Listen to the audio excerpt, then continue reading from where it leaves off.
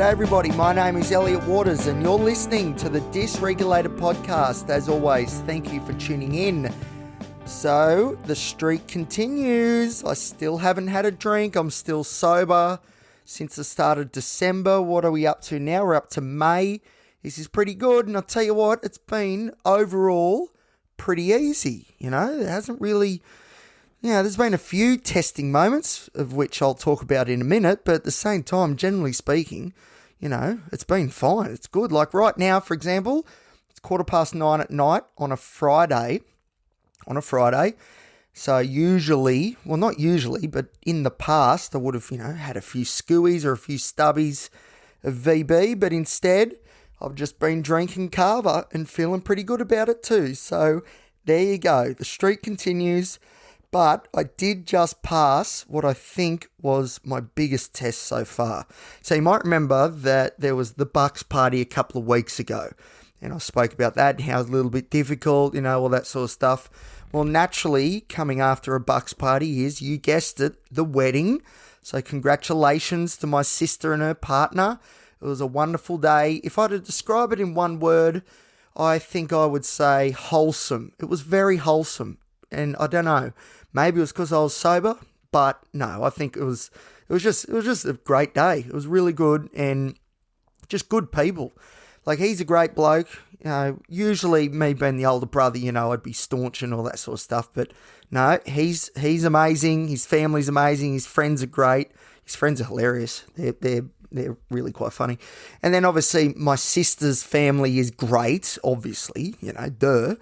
And her friends and stuff. Everyone's just lovely. So it was just a really, really wholesome day. It was wonderful. And it was really good for me as far as, testing my character when it comes to this whole not drinking thing, because this is definitely what I would call a bit of a high-risk situation, because there are a lot of people there that I didn't know. And there are a lot of people there that seem to know me, but I didn't know them, which I hate. I hate that so much. It's so awkward. Like, hey, Elliot, how you going? I'm like, hello, you. Who are you again? So, yeah, awkward, that sort of stuff. That's the stuff that makes me sweat, you know what I mean? So there was a bit of that. There was a few things going on. I'll go through it now about why it was, why it was testing. But the main thing is I got through it, baby. Woo! Okay, so what happened? Well, I was the ring bearer. I know. Very important job. And I was sweating bullets. Absolutely sweating bullets. It was torture until I got up there. When I stood up, I thought I was going to trip over, but, I didn't, which is good. But I felt real lightheaded, which is not good. I got up there and, a few people said to me, Elliot, your performance, you stole the show. And I don't know. I think I did pretty well.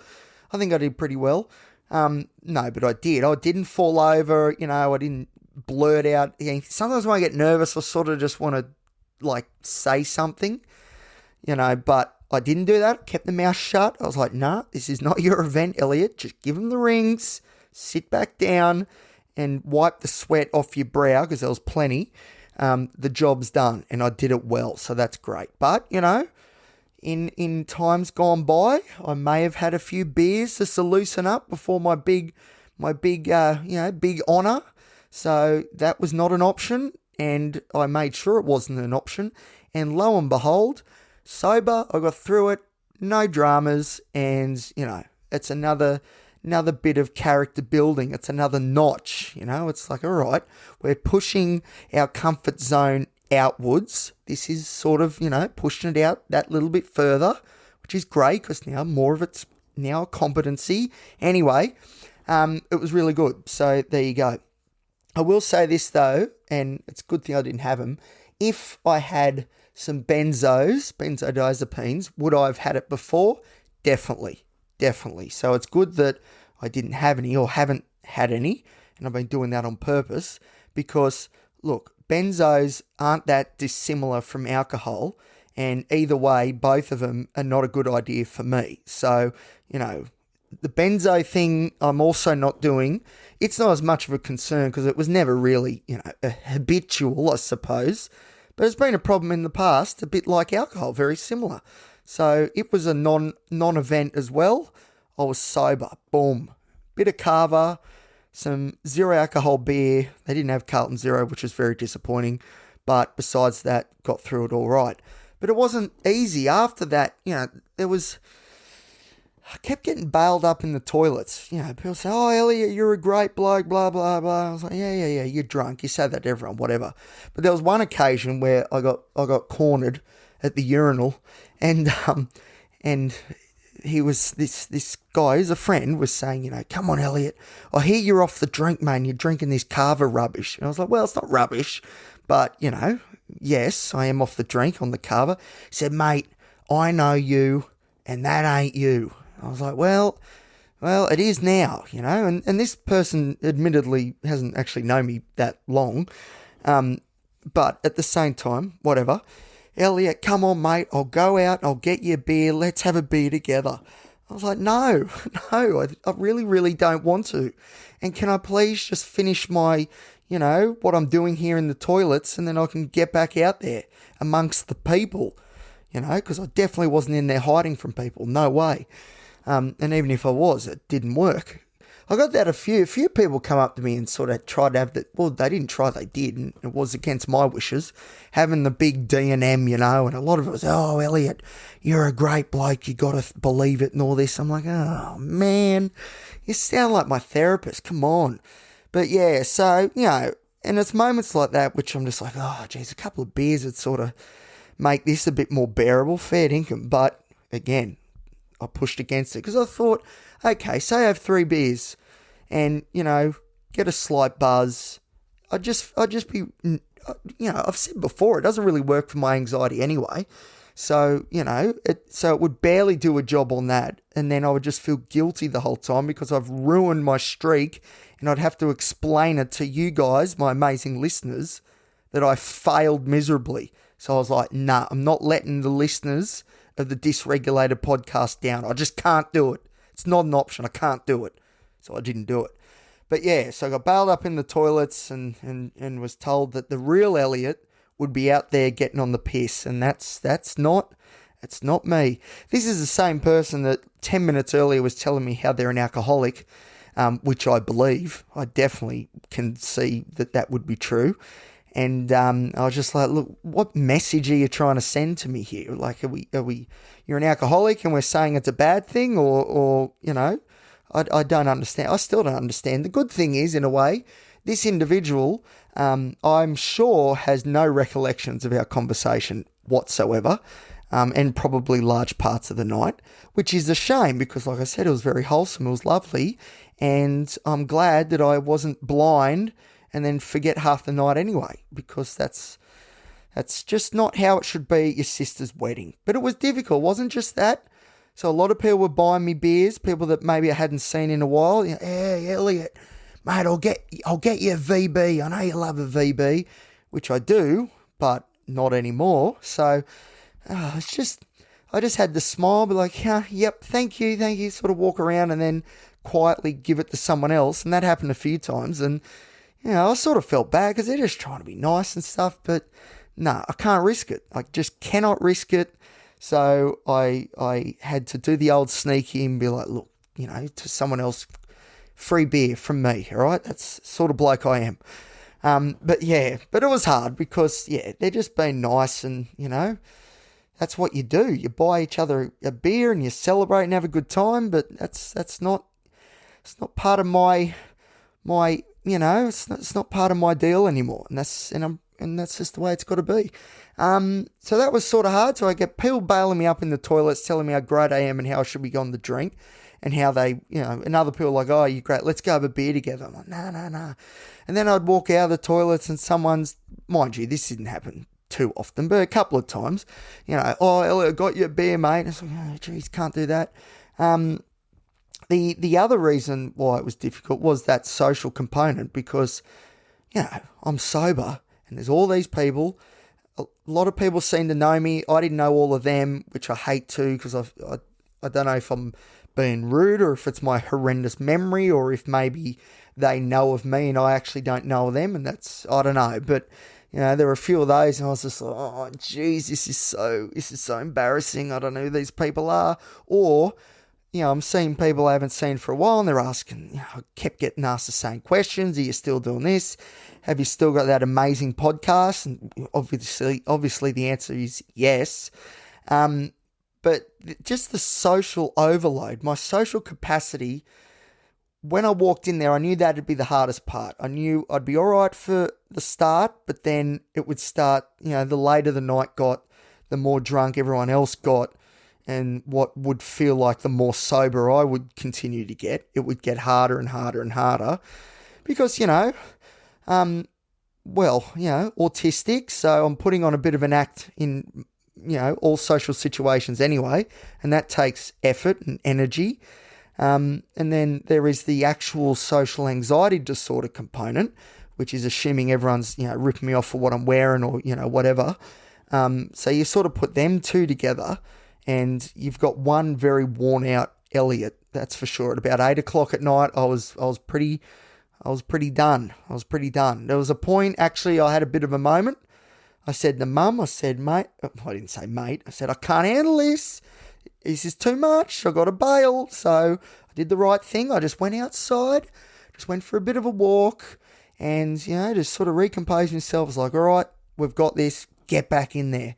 Again, an opportunity not an opportunity, but a moment where I really, really, really thought hard. I really did. When I walked outside, I was debating this very much. And at this point, there wasn't a clear winner. Should I just have like 2 or 3 beers? It's my sister's wedding. Like, come on, it's my sister's wedding, That's what the voice kept telling me. But then I kept thinking, no, think of the bigger picture. Think of the disappointment and the regret that would come. The disappointment and regret would be worse than any hangover I've had. So I couldn't do it. And I'm so, so glad I didn't. And because I proved to myself that I could do an event like that and do it, sober. I could do the rings sober, which was great. So, yeah, but I'm not going to lie, it was very challenging and I knew it would be. The social component, I knew it was going to be hard. People buy me beers and stuff. I didn't really expect that, but I dodged that okay. But the utility of alcohol for so many people, although it's never really worked for me in this way, is that it makes social interactions sort of easier, and that's why a lot of people with social anxieties really use alcohol a lot. And I've tried in the past, but as I said, never really did it for me. Use alcohol so much in these situations because, it's like rocket fuel, social rocket fuel.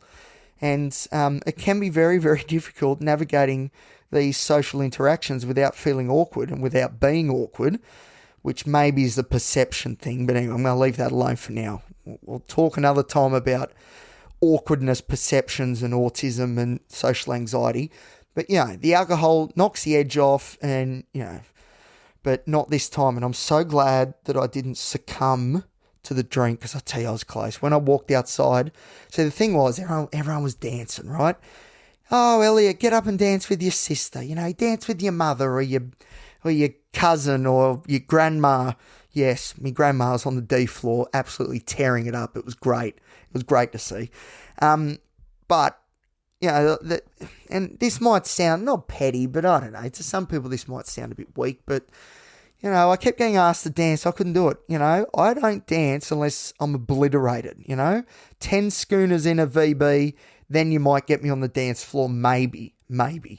But me doing it sober, I've already got social anxiety disorder. I'm already thinking everyone's negatively judging me in the room just by being there.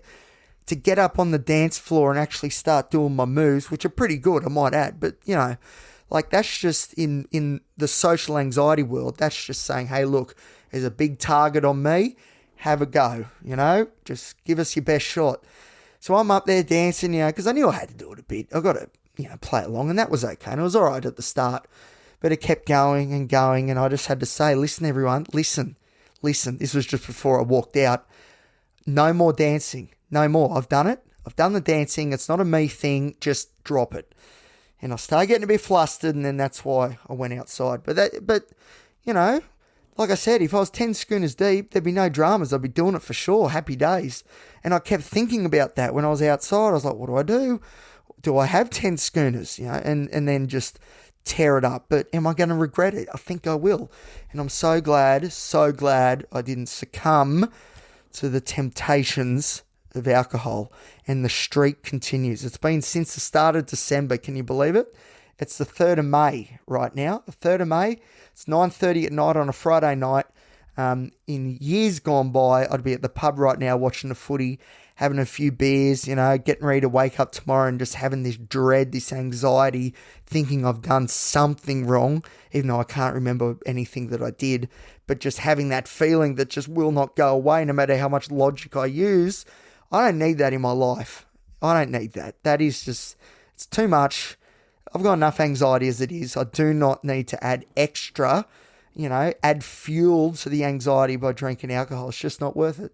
And like I've said all through this Beyond the Bottle series, alcohol has never really done it for me anyway, as far as the anxiety components are concerned. So even if I had 10 schooners, I'd probably be up dancing, but I'd still be thinking, there'd be that little inner critic inside saying, mate, you look like a fool. What are you doing? It still is there. So even the utility, which works for works for a lot of people, it doesn't work for me. Unfortunately, my anxiety is just too embedded in my psyche, and even alcohol just doesn't quite get over the top of it. So the question is, what's the point? And that's exactly what I come to when I was walking outside, doing the right thing, having a breather, letting my social batteries charge up at least a little bit, just enough to be able to, get out there and do the good thing and say hello to everyone, do all the talking, which was very, very difficult. But it was great because I was able to do it without the need to have alcohol, or let's add in benzodiazepines as well. There was no lorazepam or Valium or whatever, none of those things. There was a bit of kava, but not even much of that, to be honest. It was just, it was just good. It was really wholesome. And overall, I had a great time. There were moments, as I've sort of gone through, but these are the negative moments, and this was nothing, if I looked at the difficult moments that I'm talking about now versus, the enjoyable bits, like, this is a very, very small fraction of the day and the night, that's true, but a very acute, intense, and potentially, disastrous fraction as well, but it wasn't. Yours truly, it's character building. The streak continues. This was probably the biggest test so far. Like I said, the Bucks party was a big test, but this was bigger. This was bigger, and I'll tell you what, I didn't really, I didn't come close to even faltering at all, and it's really good. And I'll be honest with you, I'm bloody proud of myself. I really am. 12 months ago, I would never have imagined that I would have been able to do this. No chance in the world. And look, I proved myself wrong again. So there you go. Go, Elliot. Great work. Okay, that's it for this episode. Thank you for listening, and thank you for supporting me the whole way. The whole time I'm thinking the listeners of the potty, they would be so disappointed, because I'd have to tell you, I'm not going to lie to you, I'd have to say, listen guys, I effed up, okay? I'm sorry. We're back to day one, and this is what's happened, and I feel terrible. I apologize to all of you. I could not, I just kept thinking when I was getting bailed up in the toilets, in the urinal, and everyone's like, hey, mate, come out for a beer. I just kept thinking, nah, the potty listeners, they would be so disappointed, and I just can't do that to them. My biggest fans, my biggest supporters, I owe it to them to keep on keeping on. And to be honest, I owe it to myself. I'm trying to practice this whole self-love thing, and I'm getting a bit better at it too, I'm starting to respect myself and give myself a bit of credit, which is good. But part of it is to treat myself well, and getting absolutely blotto is not treating myself well. I deserve better than that, and I made sure that the streak continues. All right, thank you everybody. If you're enjoying the show, feel free to follow me on Instagram at elliot.t.waters, and you can reach out on there as well. Other than that, I am Elliot Waters, and this is the Dysregulated podcast. See you next time.